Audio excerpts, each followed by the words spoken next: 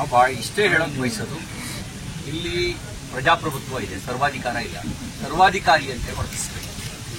ಜನರನ್ನ, ಜನಪ್ರತಿನಿಧಿಗಳನ್ನ ಕತ್ತಲೆಯಲ್ಲಿ ಇಟ್ಟು ಯೋಜನೆ ಅನುಷ್ಠಾನಗೊಳಿಸೋ ಉದ್ದೇಶ ಏನು ನಿಮ್ದು?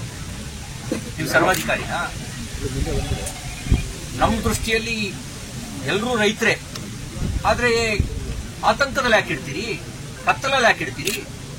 ಈ ರೀತಿ ಕತ್ತಲಲ್ಲಿ ಇಟ್ಟು, ಆತಂಕದಲ್ಲಿ ಇಟ್ಟು, ಅರೆಬರೆ ಮಾಹಿತಿ ಕೊಟ್ಟು ಬೆದರಿಕೆಯ ಮೂಲಕ ಯೋಜನೆ ಮಾಡಬಹುದು ಅನ್ನುವಂಥ ಭ್ರಮೆಯಿಂದ ಹೊರಗೆ ಬನ್ನಿ. ಕಾಮಗಾರಿಯ ಮೂಲ ಉದ್ದೇಶ ಏನು? ಎಲ್ಲಿಗೆ ನೀರು ತಗೊಂಡು ಹೋಗ್ತಿದೆ? ಎಷ್ಟು ಟಿಎಂಸಿ ನೀರು ಉಪಯೋಗಿಸ್ತಾ ಇದ್ದೀರಿ? ನೀರಿನ ಲಭ್ಯತೆ ಎಲ್ಲಿದೆ? ಎಷ್ಟು ನೀರಿನ ಲಭ್ಯತೆ? ನೀರಿನ ಹಂಚಿಕೆ ಎಷ್ಟಾಗಿದೆ? ಮೂಲ ಯೋಜನೆ ಏನಿತ್ತು, ಬದಲಾಯಿಸಿದ ಯೋಜನೆ ಏನು? ಈ ಎಲ್ಲ ಆತಂಕ ರೈತರಿಗೆ ಕಾಡ್ತಾ ಇದೆ. ಮತ್ತೆ ಇದನ್ನು ನೀವು ರಾಜಕೀಯ ಹೋರಾಟವನ್ನ, ಇಡೀ ಹೋರಾಟವನ್ನ ಹೊಗರೆಗೊಳಿಸೋ ಪ್ರಯತ್ನ ಮಾಡಬೇಡಿ.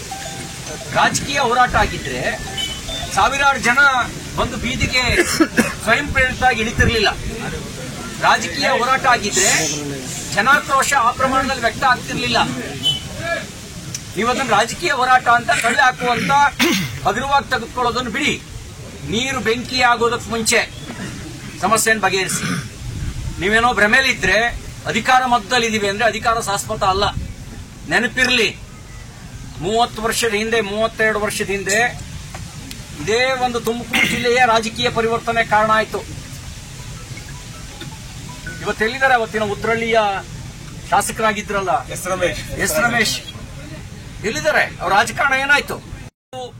ಉದ್ದಟತನದಿಂದ, ಅಧಿಕಾರದ ಅಹಂಕಾರದಿಂದ ಏನ್ ಬೇಕಾದ್ರೂ ಮಾಡ್ತೀವಿ ಅನ್ನುವಂತ ಮನಸ್ಥಿತಿಯನ್ನು ವ್ಯಕ್ತ ಮಾಡಿದ್ರೆ ನೀವು ಕೋತ್ವಾಲ್ ಅಂತ ಅನ್ಕೊಂಡಿರ್ಬೋದು.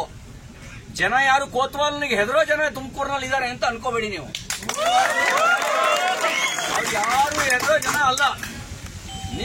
ನೀವು ತಕ್ಷಣ ಈಗಾಗಲೇ ರಾಜ್ಯಾಧ್ಯಕ್ಷ ಹೇಳಿದ ರೀತಿಯಲ್ಲಿ ಸರ್ವಪಕ್ಷಗಳ ಸಭೆ ಕರೀರಿ, ಜನಪ್ರತಿನಿಧಿಗಳ ಸಭೆ ಕರೀರಿ, ರೈತ ಸಂಘಟನೆಗಳ ಸಭೆ ಕರೀರಿ, ಯೋಜನೆ ಉದ್ದೇಶವನ್ನು ವಿವರಿಸಿ. ನಾವು ಇಲ್ಲಿಂದ ಅಲ್ಲಿಗೆ, ಅಲ್ಲಿಂದ ಇಲ್ಲಿಗೆ ಹೆಣ್ಣು ಕೊಟ್ಟು ಮಾಡಿದ್ವಿ. ಏನು ನಮಗೇನು ರಾಮನಗರ ಜಿಲ್ಲೆಯ ಜನ ಪಾಕಿಸ್ತಾನದವರಲ್ಲ. ಆದ್ರೆ ನಿಮ್ಗೆ ಉದ್ದೇಶ ಏನು ಅಂತ ಸ್ಪಷ್ಟ ಆಗ್ಬೇಕಲ್ಲ. ಇದ್ರಷ್ಟು ಪ್ರಜ್ಞೆ ಇರುವಂತವ್ರು ಇನ್ಯಾರೂ ಇಲ್ಲ. ಬದುಕಿನ ಪ್ರಶ್ನೆ ಇದೆ. ರಾಜಕಾರಣದ ಎಲ್ಲಿದೆ? ಈ ನಾಳೆ ಬೆಳಿಗ್ಗೆ ಎಲೆಕ್ಷನ್ ಇದೆಯಾ? ನಾಳೆ ಬೆಳಿಗ್ಗೆ ಯಾವ್ದಾದ್ರು ಎಲೆಕ್ಷನ್ಗೆ ಹೋಗ್ಬೇಕಾ? ಅಥವಾ ನಾವೇನಾರು ಮುಖ್ಯಮಂತ್ರಿ, ಉಪಮುಖ್ಯಮಂತ್ರಿ ಸ್ಥಾನಕ್ಕೆ ನಾವೇನಾದ್ರು ಹೋಗಿ ಕೂತ್ಕೊಳ್ಳೋಕ್ಕಾಗತ್ತಾ? ಪ್ರಮಾಣ ವಚನ ಸ್ವೀಕಾರ ಮಾಡೋಕ್ಕಾಗತ್ತಾ? ಇಲ್ಲಿ ಕುಂತಿರೋರು, ಇಲ್ಲಿರೋದು ಬದುಕಿನ ಪ್ರಶ್ನೆ ಇದೆ, ಬದುಕಿನ ಆತಂಕ ಇದೆ. ನಮ್ಮ ಬದುಕು ಏನಾಗುತ್ತೋ ಅನ್ನುವಂತ ಭಯ ಕಾಡ್ತಾ ಇದೆ. ಮತ್ತೆ ಇನ್ನು 2-3 ದಿನದಲ್ಲಿ ಮತ್ತೆ ಇಲ್ಲೇ ಕಾಮಗಾರಿ ಅಂತಿದ್ರೆ ಅದಕ್ಕೆ ನಾನು ಹೇಳಿದೆ, ನೀರು ಬೆಂಕಿ ಆಗಕ್ಕೆ ಅವಕಾಶ ಕೊಡಬೇಡಿ. ನೀರು ಬೆಂಕಿ ಆದ್ರೆ ನೀವು ಯಾರು ಉಳಿಯಲ್ಲ. ಅಧಿಕಾರ ಮತ್ತಲ್ಲಿರೋರು ಯಾರು ಉಳಿಯಲ್ಲ. ನೀರು ಬೆಂಕಿ ಆಗಕ್ಕೆ ಅವಕಾಶ ಕೊಡಬೇಕು. ಕುಮಾರಸ್ವಾಮಿ ಅವರೇ ಇದರ ಮೂಲ ಯೋಜನೆಗೆ ಅನುಮೋದನೆ ನೀಡಿದ್ರು ಅಂತ ಹೇಳಿ ಮಾತಿರುವಂತದ್ದು. ಅವರೇನಾದ್ರೂ ರೈತ ಹೋರಾಟಗಾರರಿಗೆ ಬೆಂಬಲ ಸೂಚಿಸ್ತಾರ? ನೋಡಿ, ಬಹಳ ಸ್ಪಷ್ಟ ಇದೆ. ನಾವ್ಯಾರು ರೈತರಿಗೆ ನೀರು ಕೊಡಕ್ ವಿರೋಧಿಗಳಲ್ಲ. ರಾಮನಗರದ ರೈತರು ಪಾಕಿಸ್ತಾನದವರಲ್ಲ ಅಂತ ನಾವು ಹೇಳಿದ್ವಿ. ಆದ್ರೆ ಇಲ್ಲಿಯೇ ಬದುಕು ಕಿತ್ಕೊಳ್ಬಾರ್ದು. ಮೂಲ ಯೋಜನೆ ಏನಿತ್ತು? ಎಷ್ಟು ಟಿಎಂಸಿ ನೀರು ಕೊಡ್ತಾ ಇದ್ದೀರಿ?